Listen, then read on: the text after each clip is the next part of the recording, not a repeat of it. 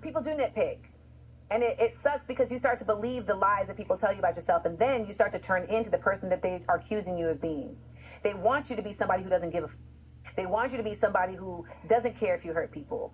And I will say that most people don't get the opportunity to do a blanket apology, but since I have it, I'll take it. I apologize to anybody that I have unwillingly caused any level of discomfort.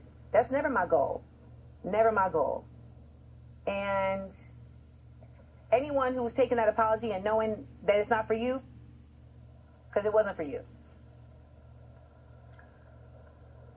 Considering what's been the way you've been portrayed, and you said, Issa said, well, your character, I believe that you were your character considering she wrote the character.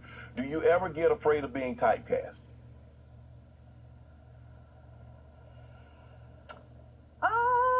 No, because I think everybody gets afraid of being typecast. I mean, especially like if you light skin, like there's in black spaces oftentimes it's like, okay, you're gonna play like the bougie light skin girl, right. You know?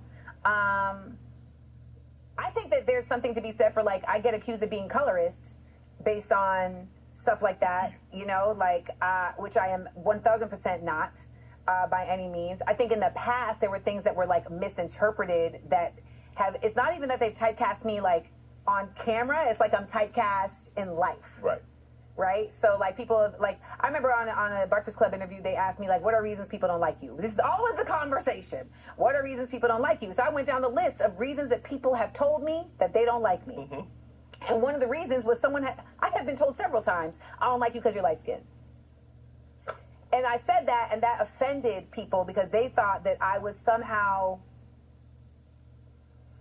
in saying that it was something... As a negative. Like it was something positive, you know? Mm-hmm. And ultimately,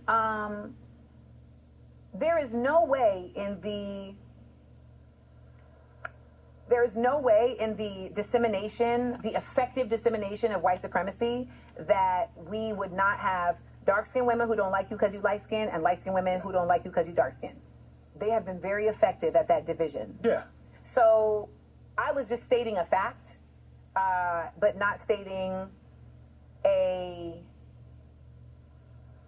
I wasn't trying to legitimize it. Mm-hmm. It was just like, this is something that has been said to me. Right. You know, and it took me also a little bit to understand that colorism only works one way. Right. I don't know if bullying is the right word for what happens to light-skinned black folks who feel like they don't belong. Right. Because that's the thing, like I get told like, oh, you light-skinned, you're not really black. But like I'm light-skinned because my great-great-great-grandmother was raped by James Gould in Virginia, or in Maryland, I should say, who then subsequently had children every month after that for 12 months with other slaves that he owned. And he put his name on their birth certificates. And this means that I am also possibly related to Robert E. Lee. I am light-skinned because my great-grandmother on my mother's side was raped by her boss when she was a maid in Grenada.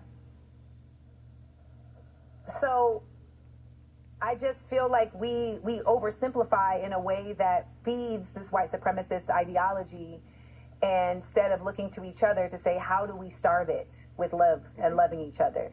So, you know, I am not colorist. There are many times where I have had to consciously remove myself from spaces because these people don't know what they're talking about, and they're like, well, you're black.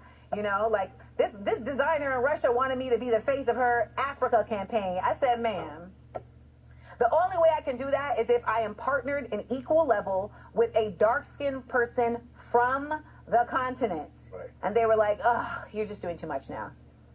We don't even see race. Don't you just love that one?